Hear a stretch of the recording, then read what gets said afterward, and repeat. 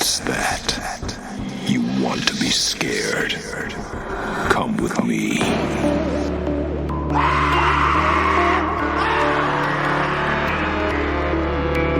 You will experience tales of horror, ghosts, and death. It is not recommended for the weak at heart. Listen in the dark. It's more fun that way. This is Weekly Spooky.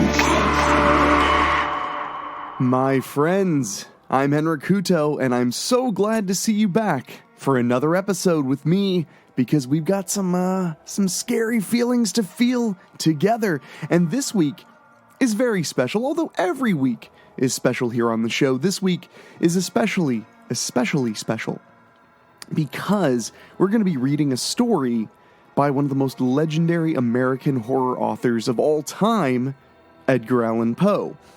I wasn't certain I wanted to do any readings that were of classic literature, but I have a very personal pull to Edgar Allan Poe.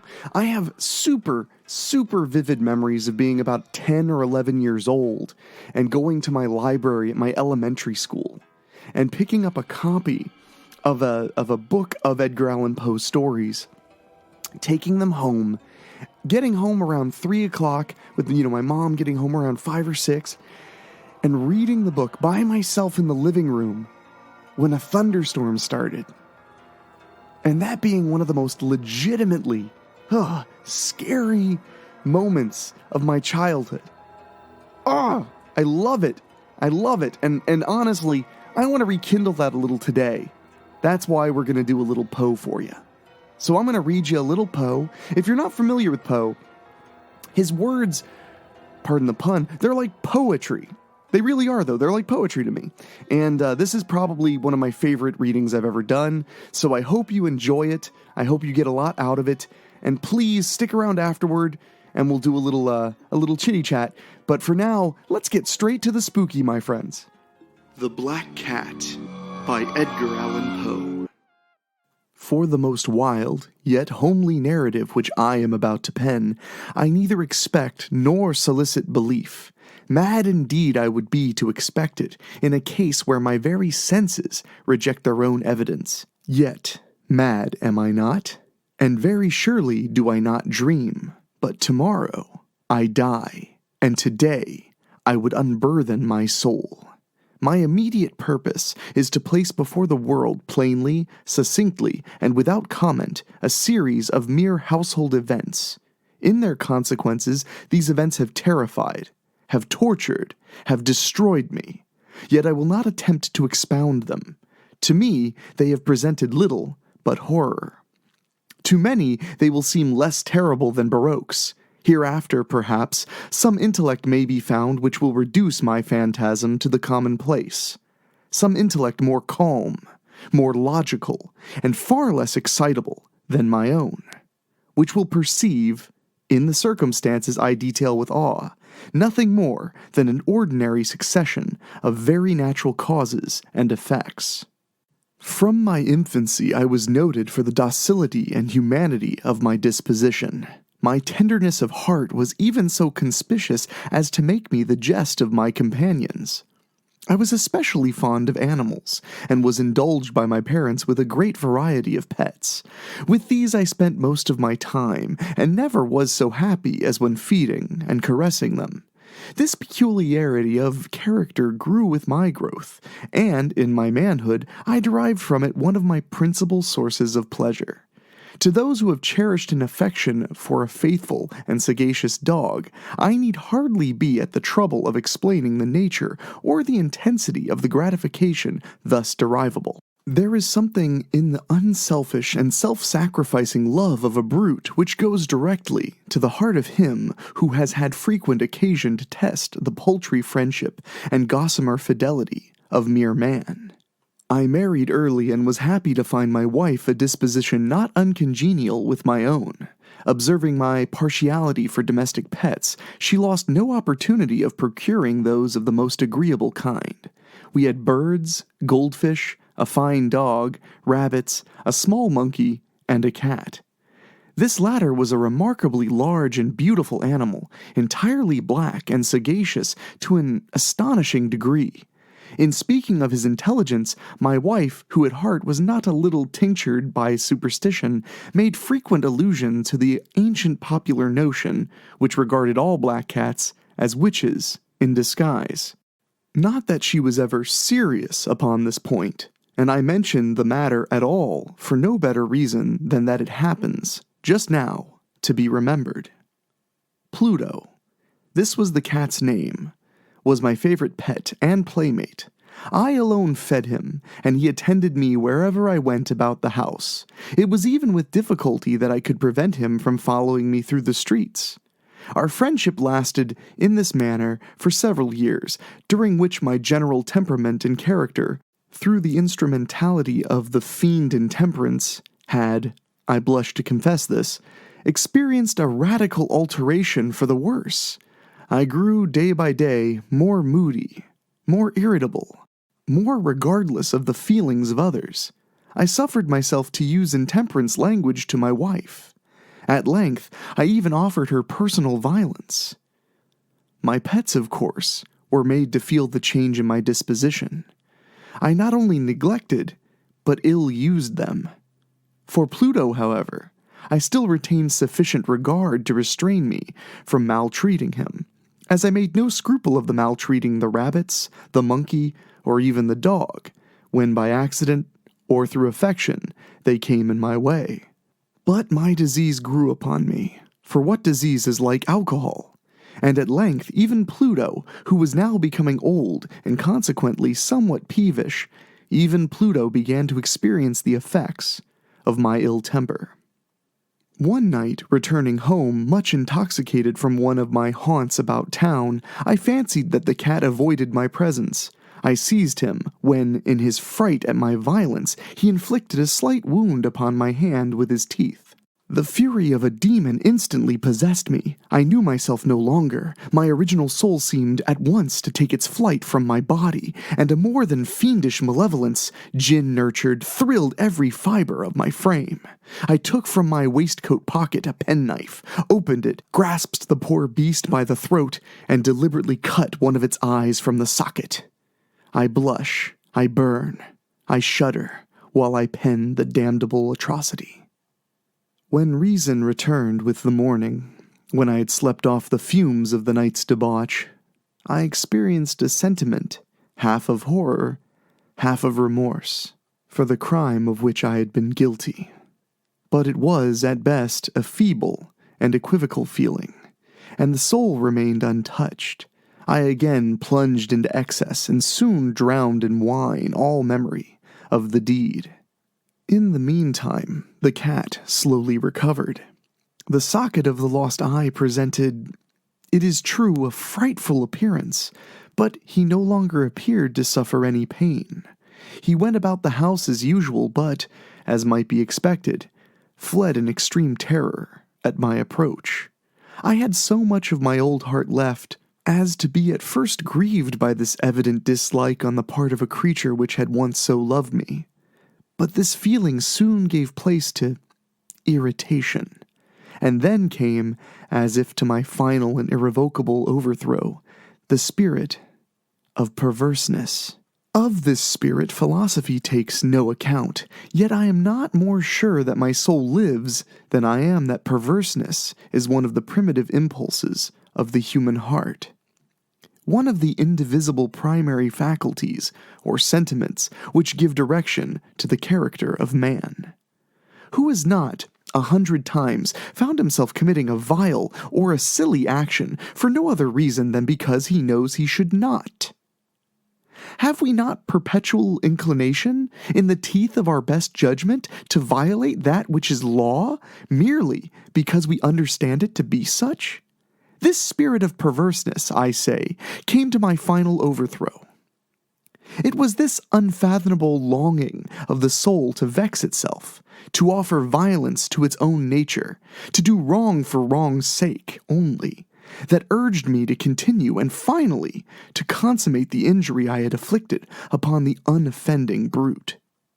One morning, in cool blood, I slipped a noose about its neck and hung it to the limb of a tree.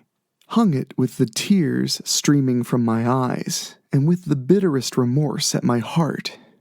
Hung it because I knew that it had loved me, and because I felt it had given me no reason of offense. Hung it because I knew that in doing so I was committing a sin. A deadly sin that would so jeopardize my immortal soul as to place it, if such a thing were possible, even beyond the reach of the infinite mercy of the most merciful and most terrible God. On the night of the day on which this cruel deed was done, I was aroused from sleep by the cry of fire. The curtains of my bed were in flames. The whole house was blazing. It was with great difficulty that my wife, a servant, and myself made our escape from the conflagration. The destruction was complete. My entire worldly wealth was swallowed up, and I resigned myself thenceforth to despair. I am above the weakness of seeking to establish a sequence of cause and effect between the disaster and the atrocity, but I am detailing a chain of facts, and wish not to leave even a possible link imperfect. On the day succeeding the fire, I visited the ruins. The walls, with one exception, had fallen in. This exception was found in a compartment wall, not very thick, which stood about the middle of the house, and against which had rested the head of my bed. The plastering had here, in great measure, resisted the action of the fire, a fact which I attributed to its having been recently spread. About this wall a dense crowd were collected, and many persons seemed to be examining a particular portion of it with very minute and eager attention. The words strange, singular, and other similar expressions excited my curiosity. I approached and saw, as if graven in bas-relief, upon the white surface, the figure of a gigantic cat. The impression was given with an accuracy truly marvelous. There was a rope about the animal's neck. When I first beheld this apparition, for I could scarcely regard it as less, my wonder and my terror were extreme. But at length reflection came to my aid. The cat, I remembered, had been hung in a garden adjacent to the house. Upon the alarm of fire, this garden had been immediately filled by the crowd, by someone of whom the animal must have been cut from the tree and thrown, through an open window, into my chamber. This had probably been done with the view of arousing me from sleep. The falling of the other walls had compressed the victim of my cruelty into the substance of freshly spread plaster, the lime of which, with the fumes and the ammonia from the carcass, had then accomplished the portraiture as I saw it. Although I thus readily accounted to my reason, if not altogether to my conscience, for the startling fact just detailed, it did not the less fail to make a deep impression upon my fancy. For months I could not rid myself of the phantasm of the cat, and, during this period, there came back into my spirit a half-sentiment that seemed, but was not, remorse.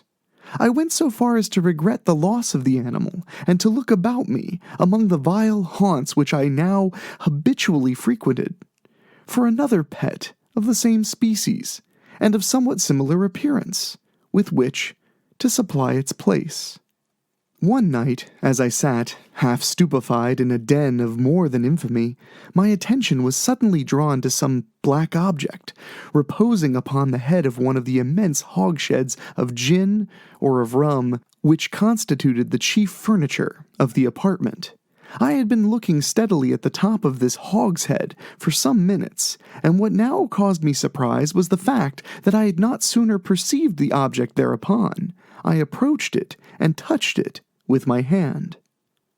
It was a black cat, a very large one, fully as large as Pluto, and closely resembling him in every aspect but one. Pluto had not a white hair upon any portion of his body, but this cat had a large, although indefinite, splotch of white, covering nearly the whole region of the breast. Upon my touching him, he immediately arose, purred loudly, rubbed against my hand, and appeared delighted with my notice. This, then, was the very creature of which I was in search. I at once offered to purchase it of the landlord, but this person made no claim to it, knew nothing of it, had never seen it before. I continued my caresses, and when I prepared to go home, the animal evinced a disposition to accompany me. I permitted it to do so, occasionally stooping and patting it as I proceeded. When it reached the house, it domesticated itself at once, and became immediately a great favorite with my wife. For my own part, I soon found a dislike to it arising within me. This was just the reverse of what I had anticipated, but I know not how or why it was, its evident fondness for myself rather disgusted and annoyed. By slow degrees, these feelings of disgust and annoyance rose into the bitterness of hatred. I avoided the creature, a certain sense of shame and the remembrance of my former deed of cruelty. Preventing me from physically abusing it, I did not, for some weeks, strike or otherwise violently ill-use it, but gradually, very gradually, I came to look upon it with unutterable loathing, and to flee silently from its odious presence as if from the breath of a pestilence. What added, no doubt, to my hatred of the beast was the discovery, on the morning after I brought it home, that, like Pluto, it also had been deprived of one of its eyes. This circumstance, however, only endeared it to my wife, who, as I have already said, possessed, in a high degree, that humanity of feeling which had once been my distinguishing trait, and the source of many of my simplest and purest pleasures. With my aversion to this cat, however, its partiality for myself seemed to increase. It followed my footsteps with a pertinacity which it would be difficult to make the reader comprehend. Whenever I sat, it would crouch beneath my chair, or spring upon my knees, covering me with its loathsome caresses. If I arose to walk, it would get between my feet and thus nearly throw me down, or, fastening its long sharp claws in my dress, clamber in this manner to my breast. At such times, although I longed to destroy it with a blow, I was yet withheld from doing so, partly by a memory of my former crime, but chiefly, let me confess it at once, by absolute dread of the beast. This dread was not exactly a dread of physical evil, and yet I should be at a loss how otherwise to define it. I am almost ashamed to own, yes, even in this felon's cell, I am almost ashamed to own that the terror and horror with which the animal inspired me had been heightened by one of the merest chimeras it would be possible to conceive. My wife had called my attention, more than once, to the character of the mark of white hair of which I have spoken, and which constituted the sole visible difference between the strange beast and the one I had destroyed. The reader will remember about this mark, although large, had been originally very indefinite, but by slow degrees nearly imperceptible, and which for a long time my reason struggled to reject as fanciful. It had, at length, assumed a rigorous distinctness of outline. It was now the representation of an object that I shudder to name, and for this, above all, I loathed and dreaded and would have rid myself of the monster had I dared. It was now, I say, the image of a ghastly thing, of the gallows. Oh, mournful and terrible engine of horror and of crime, of agony and of death! And now was I indeed wretched beyond the wretchedness of mere humanity, and a brute beast whose fellow I had contemptuously destroyed, a brute beast to work out for me a man, fashioned in the image of the high God. So much of insufferable woe! Alas, neither by day nor by night knew I the blessing of rest any more. During the former the creature left me no moment alone, and in the latter I started hourly from dreams of utterable fear, to find the hot breath of the thing upon my face, and its vast weight, an incarnate nightmare that I had no power to shake off. incumbent eternally upon my heart. Beneath the pressure of torments such as these, the feeble remnant of the good within me succumbed. Evil thoughts became my sole intimates. The darkest and most evil of thoughts, the moodiness of my usual temper increased to hatred of all things and of all mankind. While from the sudden, frequent, and ungovernable outbursts of a fury to which I now blindly abandoned myself, my uncomplaining wife, alas, was the most usual and the most patient of sufferers. One day she accompanied me, upon some household errand, into the cellar of the old building which our property compelled us to inhabit. The cat followed me down the steep stairs, and, nearly throwing me headlong, exasperated me to madness. Uplifting an axe and forgetting, in my wrath, the childish dread which had hitherto stayed my hand, I aimed a blow at the animal which, of course, would have proved instantly fatal had it descended as I wished. But this blow was arrested by the hand of my wife. Goaded by the interference into a rage more than demoniacal, I withdrew my arm from her grasp and buried the axe in her brain. She fell dead upon the spot, without a groan. This hideous murder accomplished, I set myself forthwith, and with entire deliberation to the task of concealing the body. I knew that I could not remove it from the house, either by day or by night, without the risk of being observed by the neighbors. Many projects entered my mind. At one period I thought of cutting the corpse into minute fragments and destroying them by fire. At another I resolved to dig a grave for it in the floor of the cellar. Again I deliberated about casting it into the well in the yard, about packing it into a box as if merchandise, with the usual arrangements, and so getting a porter to take it from my house. Finally, I hit upon what I considered a far better expedient than either of these. I determined to wall it up in the cellar, as the monks of the Middle Ages are recorded to have walled up their victims. For a purpose such as this, the cellar was well adapted. Its walls were loosely constructed and had lately been plastered, throughout with a rough plaster which the dampness of the atmosphere had prevented from hardening.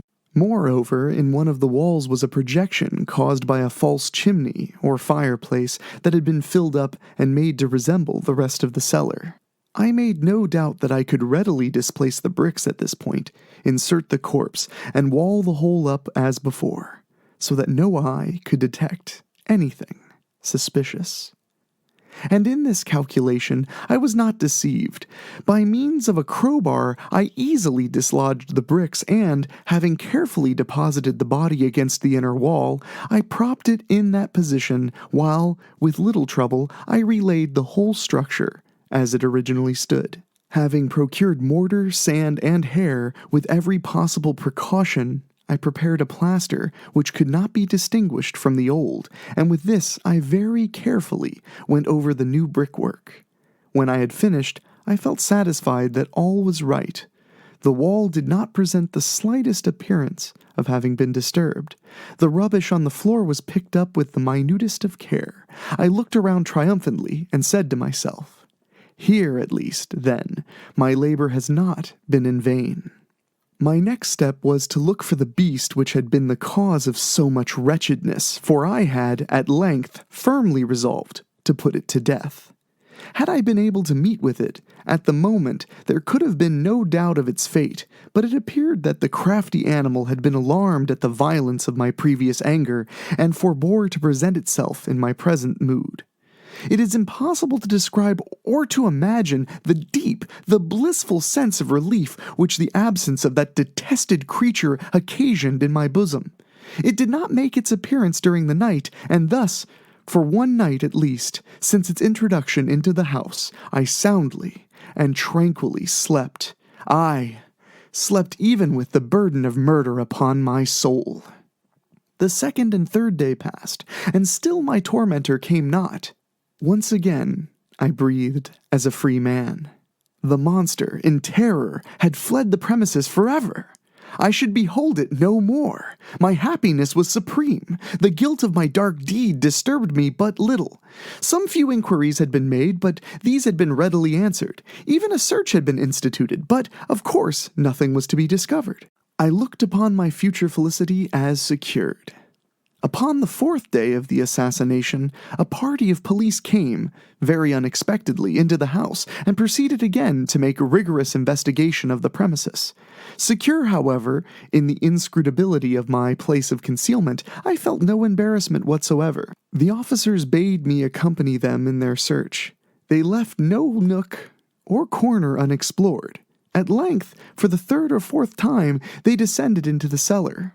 I quivered not in a muscle. My heart beat calmly as that of one who slumbers in innocence. I walked the cellar from end to end, I folded my arms upon my bosom, and roamed easily to and fro.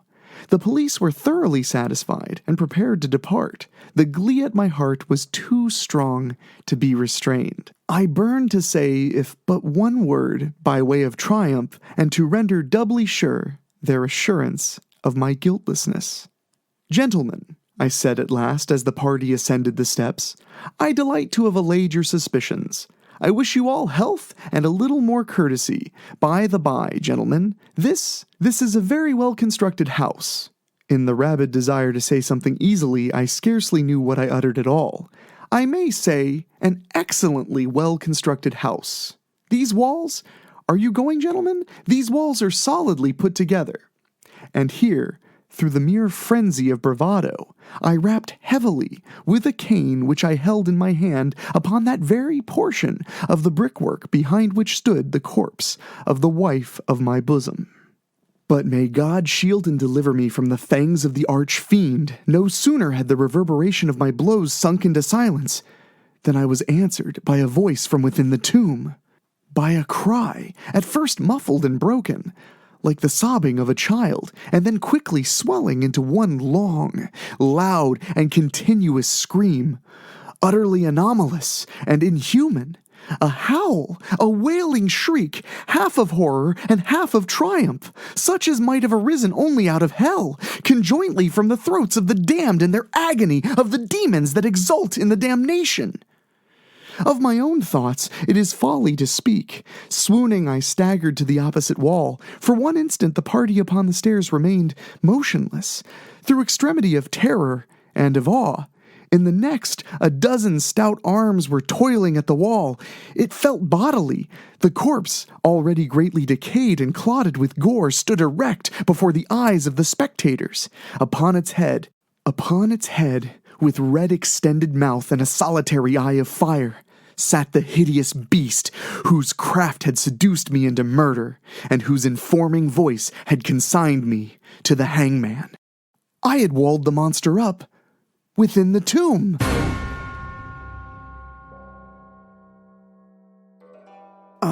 There is just something so wholesomely horrific about a good Poe story, and The Black Cat is one of my absolute favorite Poe stories, and I just love the way he uses words, and frankly, I remember as a kid reading Poe, and the most scary element for me was that I really felt like I was listening to a madman. And maybe I was. There's a lot of weird things about Poe, and I'm not going to go in a history lesson direction this time around, but in the near future I may read a little more Poe, and I might have to do a deep dive. But Edgar Allan Poe stories, fascinating to me, creepy to me, and this one is no exception. I never really remembered accurately just how cruel of a main character this story has. But boy howdy, I love it. I'm laughing because I legitimately get a little freaked out by Edgar Allan Poe stories, but I love narrating that one. That may have been one of my favorite stories ever to narrate. It really felt like I was just reading a really, really long poem. So, but speaking of stories, since that's what the show's all about, next week we'll have a brand new story that was written just for us for Valentine's Day, followed the following week by another story written just for us for Valentine's Day. So we're going to have a double dip of lovey-dovey horror for you guys this month, because as you know, I love holidays, and I absolutely positively want to, get in the spirit of the season, regardless of what holiday it is. So We'll have those for you. I also want to mention, if you haven't already, please go to weeklyspooky.com and check out our merchandise. We have t-shirts and hats. You can get access to our Patreon. We now have Patreon backing tiers where you can get your name shouted out at the end of every episode, where you can become a producer of Weekly Spooky, all kinds of cool stuff like that. And also, our sponsor, as usual, is henflix.com. Henflix.com is the place where you can buy films produced and directed by yours truly. That's my day job, and that is who sponsors the show, because I put my money where my mouth is when something is a passion project, and there is no project more passion-y than Weekly Spooky. But I do want to take a moment and say thank you so much to our 42 patrons. You guys are really making this happen, and I appreciate it so very much. So, but I think we better get out of here before I let the creepiness of Edgar Allan Poe infiltrate my brain some more. But we'll see you next Wednesday with another very, very scary story. So I want to say, for our producer Dan Wilder, for our composer Ray Mattis, and for Kevin Fry and Jason Limberg, our boosters on Patreon, talk at you later. Thank you for listening. Make sure to find your way back next week. But for now, you are safe. Trust me.